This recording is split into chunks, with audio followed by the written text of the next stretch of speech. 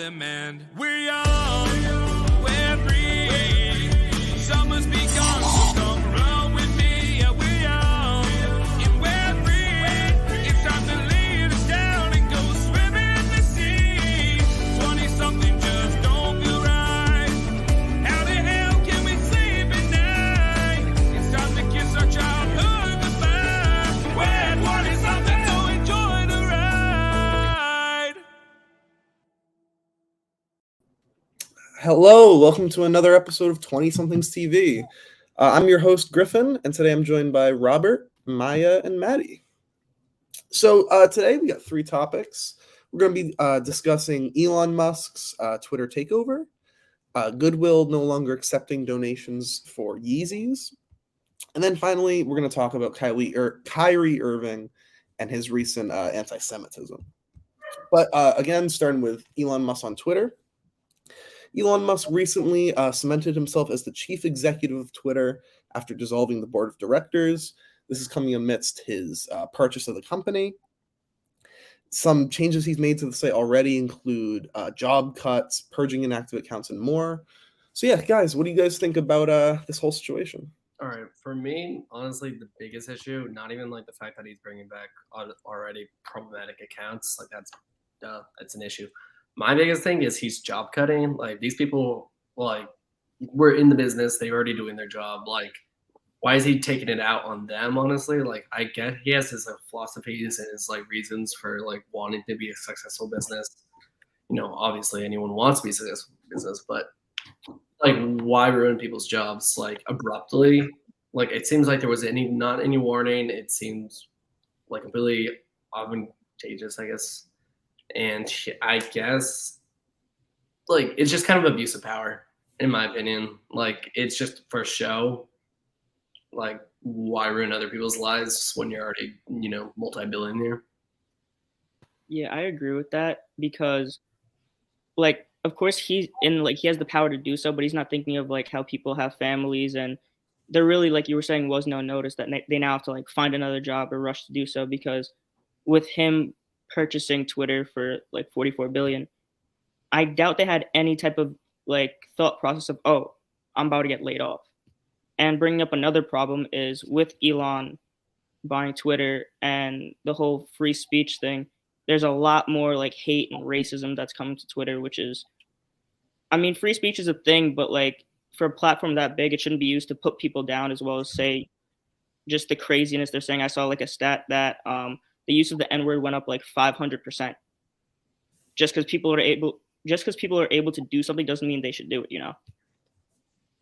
I definitely agree with that. And I think like a whole nother issue is like, it's such a big step back, like in terms of like social media regulation, because like, I feel like it's never been social media. Like it's so huge now. And like anyone was kind of able to say anything. And like, I think it definitely needed to be regulated, to some degree, because people were just saying anything. And, there's kids of all ages on there. Like, I feel like we just took such a big step back regarding this. And I know Elon was like, oh, I just want like a kind of like a common like square, like digital town square for people to like freely debate their views and like whatever, like healthfully. But it's like, how are you going to do that healthfully if you just like, you're letting people say whatever?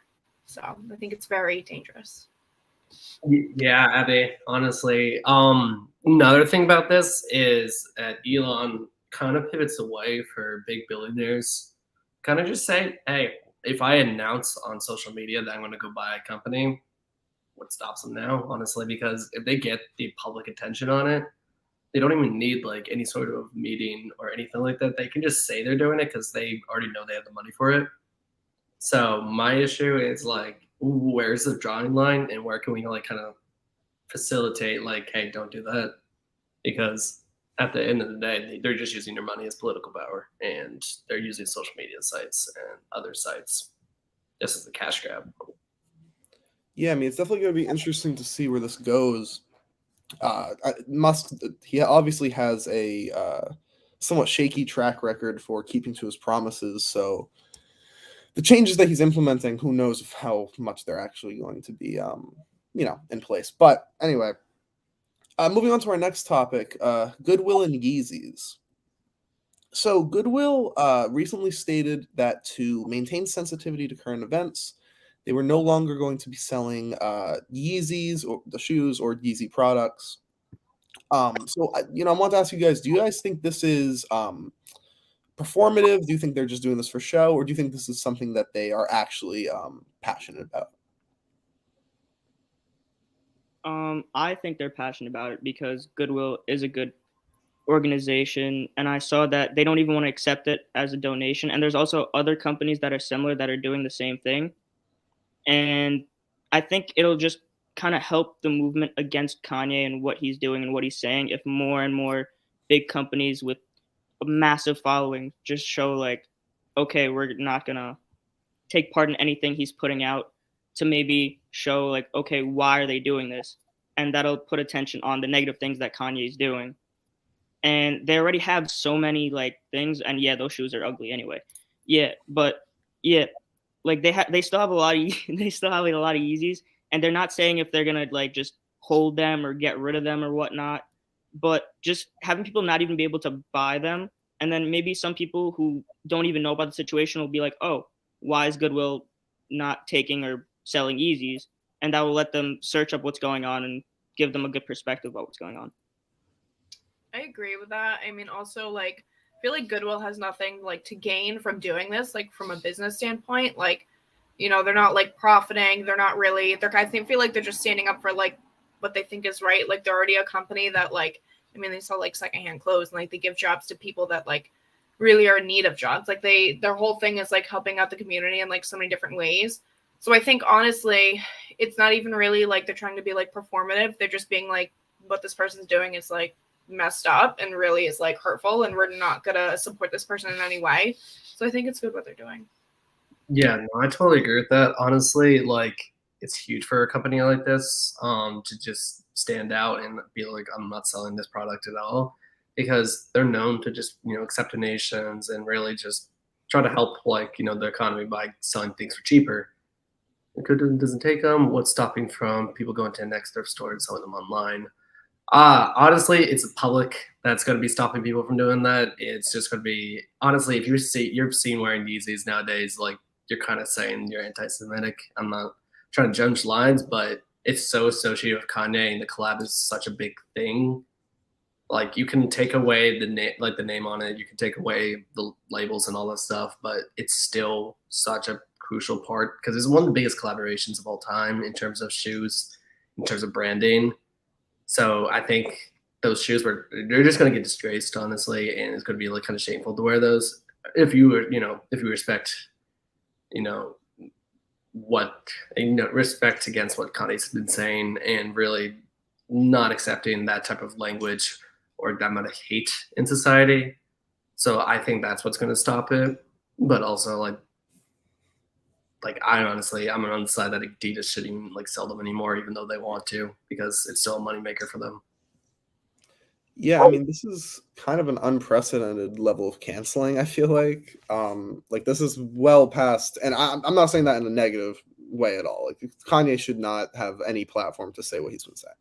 But I think it's just to see him so consistently and so totally be unable to continue to spout this kind of anti-Semitic, hateful rhetoric is kind of impressive, and I think it speaks loads to how we come as a society that we're able to come together and just say, yeah, we're done. We're done with them.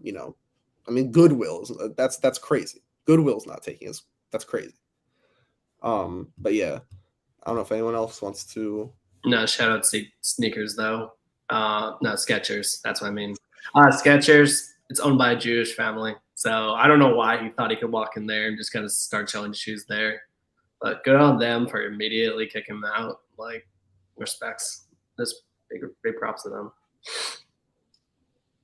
Yeah, and then because anti-Semitism seems to be a trend lately, moving on to Kyrie Irving. Kyrie Irving recently highlighted a documentary with very anti-Semitic content and messaging. This comes after Irving backed some of Alex Jones, some of his rhetoric. And when asked to back down From speaking on this documentary, Irving did not, only strengthening his argument and trying to take a stance against cancel culture and yada yada yada. So, what do you guys think of this? Honestly, have you seen what the film is titled? Like, why would that ever get released? Like, it's so crap, honestly. Like, I'm surprised anyone wanted to fund this. Like, it requires a big team to make something like this, and in general, it shouldn't be created in the first place, not even conceptualized. And the fact that a professional player is now also supporting it is honestly very concerning. And Kyrie's already had his issues in the past, and some of those stuff that he's done is honestly unforgivable. And I don't know why he's been giving so many chances. But this is I'm drawing the line. Get him out off that team.